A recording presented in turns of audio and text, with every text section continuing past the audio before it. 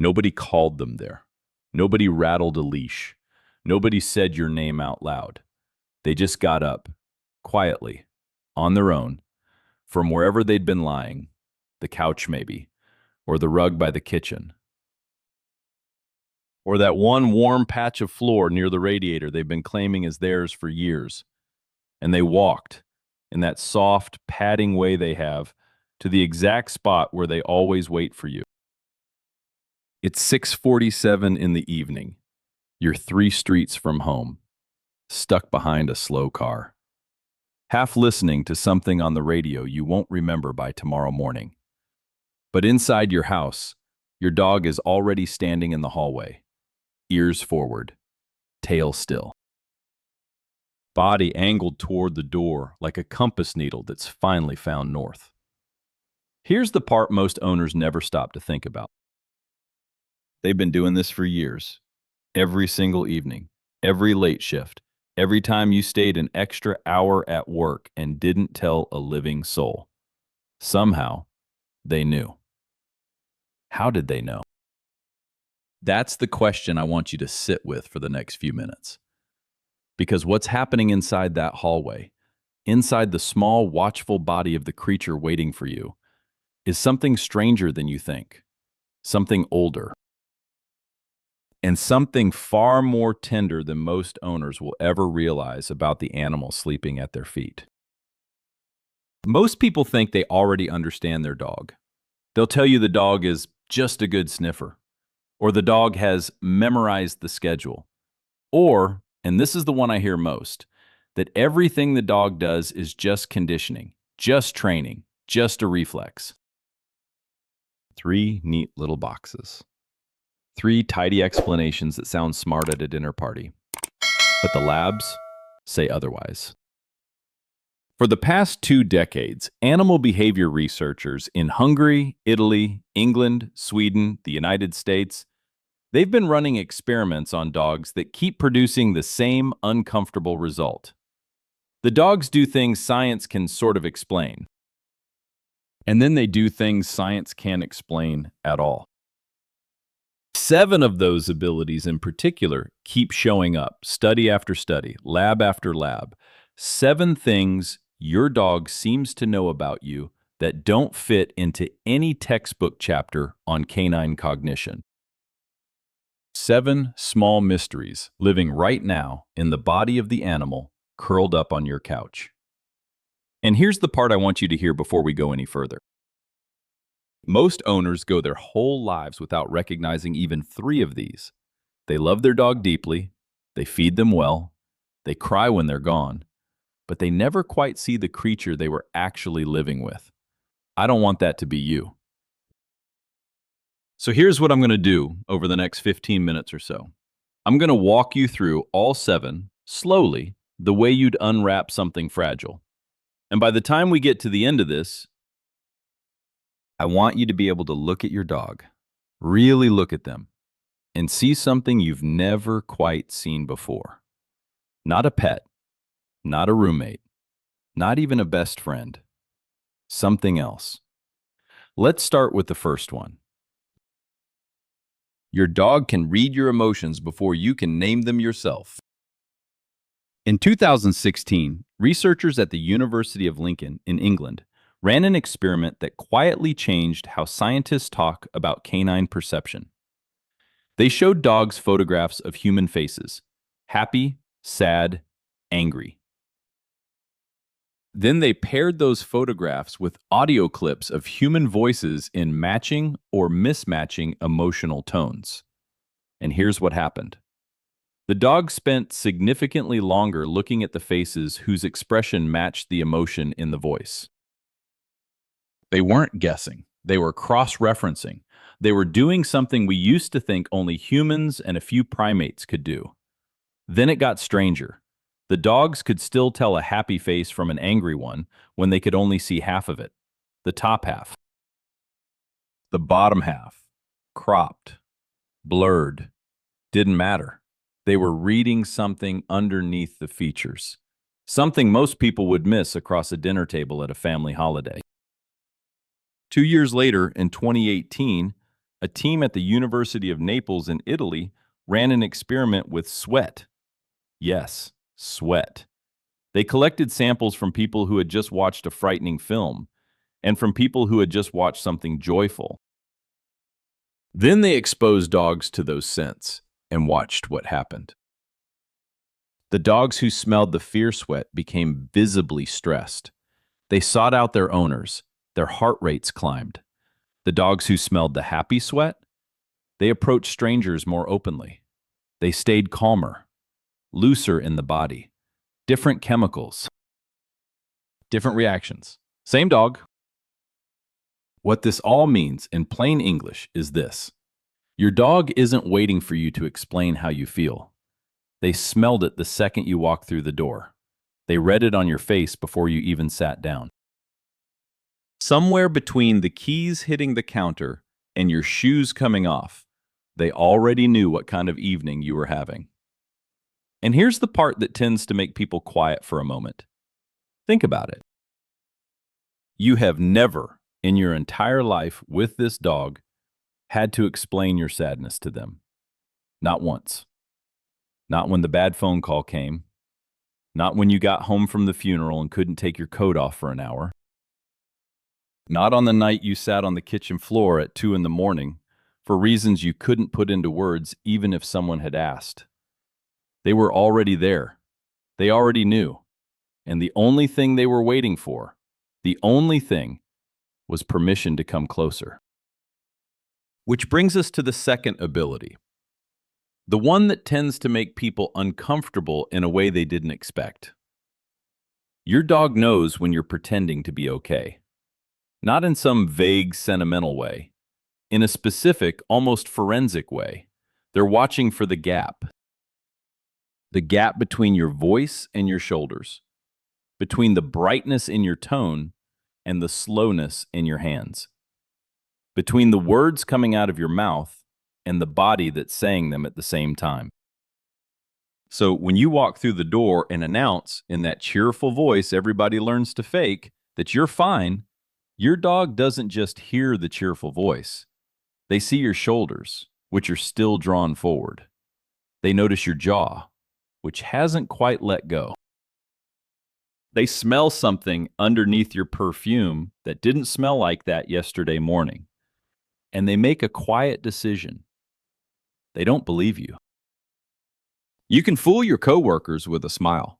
You can fool your friends with a quick text reply. You can even fool yourself in the bathroom mirror on the rough mornings, just long enough to get out the door. But you cannot fool the creature lying at your feet. They've been studying your real face for years. That's why, on the worst nights, the ones you don't tell anyone about, the ones where the apartment feels too quiet, your dog walks into the room before you've made a sound. They don't ask what's wrong. They don't try to fix it. They don't even look concerned. Exactly. They just press themselves against your leg and stay there, like a small, warm proof that someone in this house has noticed. That's the second ability. Now I want to take you somewhere older, much older. Because the third thing your dog can do isn't just strange, it's ancient. Your dog can read your eyes. Not in a poetic way, in a literal, neurological way that no other animal on this planet can quite match.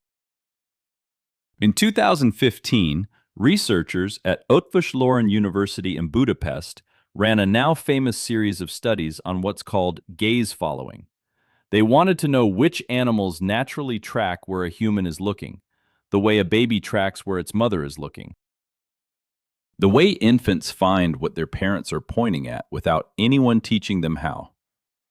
Dogs did it instantly, from puppies on up.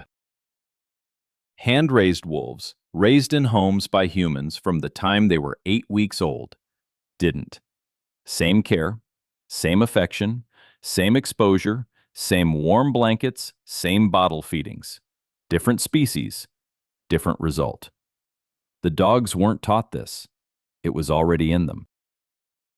And the further back you go, the stranger the picture becomes.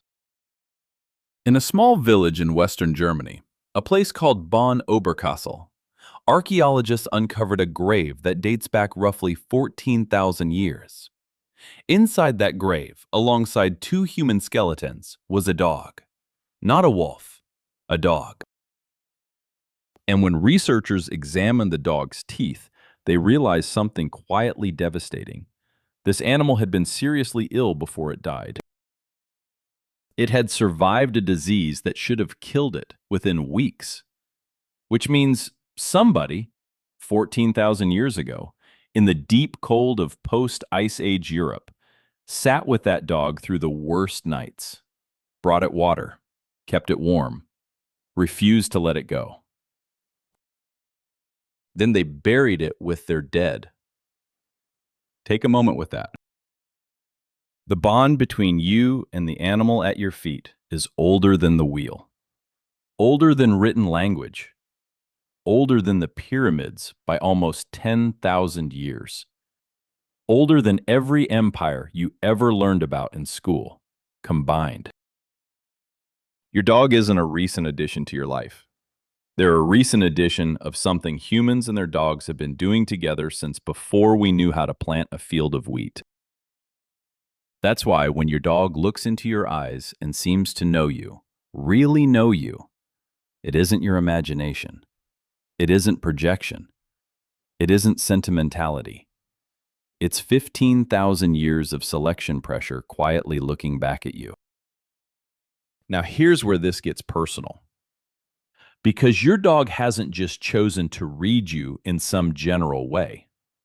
They've chosen a very specific role inside your house, a role they take seriously. And most owners never noticed they were assigned one. Let me give you 4 signs. See which one is yours. The first, your dog sleeps across the doorway. Not next to your bed, not on your bed, across the doorway. Body lined up like a small, quiet fence between you and whatever might come down the hallway in the night. If that's your dog, you weren't picked as a friend. You were picked as something to be guarded. The second, your dog follows you into the bathroom. Every single time. They don't follow anyone else in the house, just you. If that's your dog, they aren't being clingy. In their internal map of the household, you're the one that shouldn't be left alone. The third, your dog only rests their head on your lap. Not your partner's, not your roommate's, not the kid who feeds them most of the snacks. Yours. Always yours. If that's your dog, you've been chosen as the emotional anchor, the one whose body, for reasons even they may not fully understand, just feels like home. The fourth, your dog waits in the same exact spot every single evening before you walk through the door. Same hallway, same angle, same patient stillness. If that's your dog, you are the moment their entire day reorganizes itself around. Everything before that hallway is waiting. Everything after is relief. Which one is your dog? Hold the answer in your mind for a second. Because that answer is them telling you who you are to them, quietly, without ever having to say a word. Now, the one that tends to undo people, because there's a very common belief about dog love that almost everyone gets wrong. Most people assume dogs love whoever feeds them. The hand with the bowl, the hand with the treat. The hand that opens the cupboard at exactly the right time of evening. The science says something else. In 2014, a neuroscientist at Emory University in Atlanta did something pretty remarkable. He trained dogs to lie completely still inside an MRI scanner, awake, unsedated, fully alert, so he could watch their brains in real time. Then he exposed them to different smells, one by one. The smell of an unfamiliar dog, the smell of an unfamiliar human, the smell of a familiar dog they lived with, the smell of their favorite food, the really good stuff. And finally, the smell of their owner. The owner's scent triggered the strongest response in the caudate nucleus. That's the part of the brain associated with reward, with anticipation, with positive emotion. Stronger than the favorite food. Stronger than another dog they knew. Stronger than every other smell in the entire experiment. Their owner. Just the smell of you lit up their brain the way Christmas morning lights up a child's face. Read that one back if you need to. In 2019, researchers at Linköping University in Sweden took it one step further. They strapped heart rate monitors on dogs and their owners and watched what happened during quiet moments together. Not playing, not training, not the big, exciting greeting at the door.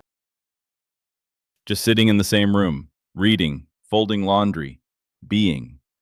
Within minutes, the dog's heart rate variability began to mirror their owners. When the human relaxed, the dog relaxed. When the human got tense, so did the dog. They were synchronizing, breath by breath, beat by beat, and nobody in that room had any idea it was happening. So no, your dog didn't pick you because you fill the bowl. They picked you because the moment you walk into a room, something inside them recalibrates to match you. You aren't their food source. You aren't even their favorite human in some abstract way. You are their nervous system's idea of safety. You are, quite literally, the smell their brain rewards them for finding. Now we come to the sixth ability, and this is the one I want you to hear gently, slowly, because it touches a place most owners carry around quietly, without ever quite saying it out loud. Your dog knows when you're carrying guilt about them. Maybe you work 9 hours away from home. Maybe you've been working 10. Maybe you've been working 12. Maybe last week you stayed late twice and felt that small, sharp pang every time you turned the key in the door. The pang that whispers, did they think I wasn't coming back? Did they wait by the window the whole time? Did the hours feel as long to them as they felt to me? Or maybe your dog is older now. Their muzzle has gone gray. Their hips don't move the way they used to. They sigh a little when they lie down. That long, slow sigh older dogs do. The one that breaks something in you every time you hear it. And there's a quiet fear you don't tell anyone about. The fear that one day you'll come home and they won't recognize you the way they used to. That somewhere in the cloudiness of an aging mind, you'll become a stranger. After everything you've shared. I want you to put that fear down for a moment. Just set it on the floor next to you. Because the science of how dogs experience time looks nothing like what you've been imagining. Dogs don't measure your absence in hours. Their brains aren't running a clock the way yours is. What researchers have observed over and over again is that dogs measure time by intensity, by the slow fade of your scent in the home as the day stretches on, by the quality of light shifting through a window, by the rhythm of a household settling into its evening. They aren't sitting there for 9 hours thinking, where is she, where is she, where is she? They're sitting in a long, quiet present with a soft awareness that the most important smell in their world is currently somewhere else. And when that smell comes back, when the door opens and you walk in, tired and apologetic and full of guilt you've been carrying since lunchtime, they don't run a calculation. They run a feeling. The feeling is relief. They aren't counting the hours you were gone. They're counting the seconds until you came back. So the next time you turn the key in the door, exhausted, with that familiar guilt sitting in your chest like a stone, I want you to remember something. The dog on the other side of that door isn't keeping a tally of your failures. They aren't building a quiet case against you. They aren't measuring your love by the length of your absence. They're measuring it by the way your hand finds the top of their head in the first 3 seconds after you walk in, by whether you say their name before you put your bag down, by whether your voice softens the moment it sees them. That's the math your dog is doing. You're not a bad owner. You're a tired owner. There's a difference. And your dog has always, always known the difference. Now I want to take you to the seventh ability, because this one is practical. The kind of practical that might matter on a Tuesday afternoon you didn't see coming. Your dog knows when you're getting sick. And just as importantly, your dog has ways of telling you when they themselves are not okay. Researchers have documented dogs alerting their owners to drops in blood sugar before any glucose monitor caught it. Dogs sitting unusually close to a part of the body where, weeks later, a tumor would be diagnosed. Dogs becoming agitated minutes before a seizure their owner didn't know was coming. The leading theory is that illness produces a chemical signature, volatile organic compounds released through breath and skin, and dogs, with their roughly 300 million scent receptors, are picking up on changes in that signature long before our medical instruments do. Which is amazing, but here's the part nobody talks about. Your dog uses the exact same precision when something is wrong with them. They just do it more quietly. They don't cry, they don't whine, they don't tell you in any obvious way. They send small signals. Easy to miss ones. The first. They eat a little less than yesterday, not refusing the bowl entirely, just leaving a small amount they normally would have finished off. The kind of thing you might not even notice unless you were already paying attention. The second. They lie in a slightly different posture than usual, turned away from the room, or curled tighter than they used to, or stretched out at an angle they never used to choose. The third. Their eyes go a little duller in the late afternoon, like a light that's been dimmed by a hand you can't see. If you notice these signs, talk to your vet. I'm not here to give you a diagnosis. That's not what this is for. But I want you to trust the part of you that noticed in the first place. Because most owners don't. Most owners look right past the half-empty bowl, right past the strange angle of sleep, right past the dimming eyes. The fact that something in you paused and paid attention is itself a kind of language between the two of you. A language you've been speaking your whole life together without realizing. Which brings me back to where we started. It's still 6:47 in the evening. You're still 3 streets away.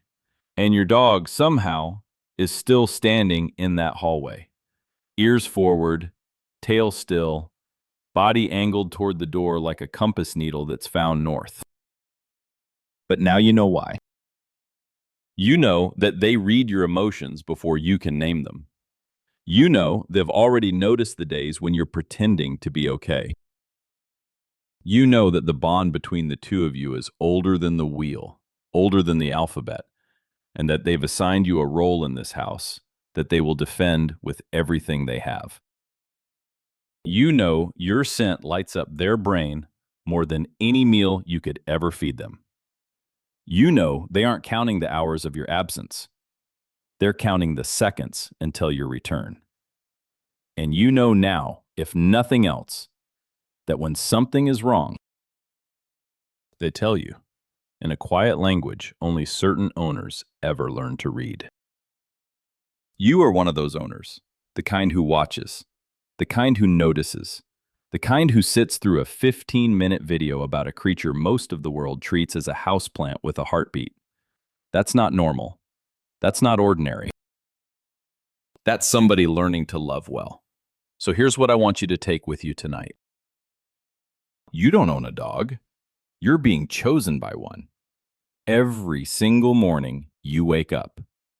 Out of every smell in their world, every sound, every possible thing their attention could land on first, when they open their eyes, they choose you again and again and again for as many mornings as they're given. That love you feel for them, the love you sometimes feel a little embarrassed about, because nobody told you it was okay to feel love this big for an animal. That love isn't strange. It isn't too much. It isn't silly. It's a 15,000-year-old conversation. And you are simply the latest human lucky enough to be part of it. So tonight, when you walk through your door, I want you to try something small. Don't say their name yet. Don't put your bag down. Don't reach down to pet them. Just pause for 2 seconds and watch where their eyes go first, because that's where their heart goes before their body does, before the tail catches up, before the paws can move, before any of the noise of the greeting begins. There's a quiet half second where their entire being lands on you, and only you. And you are the only thing in the room that exists. If you can catch that half second, even once this week, you'll understand more about your dog than any study could ever teach you. And there's one more thing I want to leave you with, because there's a question I get asked more than almost any other. And it's about one of the strangest behaviors a dog will ever do in front of you. Sometimes, for no reason at all, your dog will stare at you. Not for a few seconds, for minutes, long, unblinking, almost solemn minutes. No food in your hand, no leash anywhere nearby, no reason on earth they should be doing it. What's actually happening in their mind during those minutes is something most owners have never been told, and it's older and gentler and a little more astonishing than you might think. That's the next story I want to tell you. Until then, go home, watch the doorway, and let yourself be loved by the small, watchful creature who has been waiting all day for the sound of your footsteps to come back.